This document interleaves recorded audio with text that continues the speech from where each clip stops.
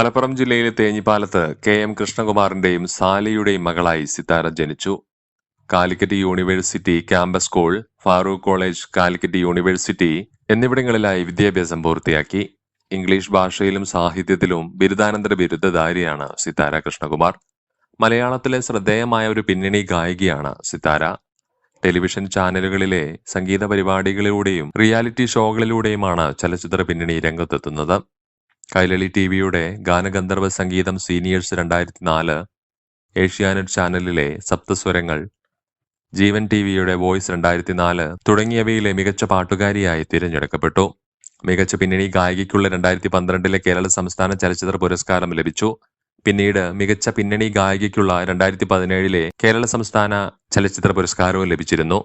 രമേഷ് പിഷാരടി സംവിധാനം ചെയ്ത ഗാനഗന്ധർവൻ എന്ന ചിത്രത്തിലും അഭിനയിച്ചിട്ടുണ്ട്. ഇനിയും നല്ല ഗാനങ്ങൾ പാടാനും അഭിനയിക്കാനും സിത്താരയ്ക്ക് സാധിക്കട്ടെ എന്ന് ആശംസിക്കുന്നു. നന്ദി, നമസ്കാരം.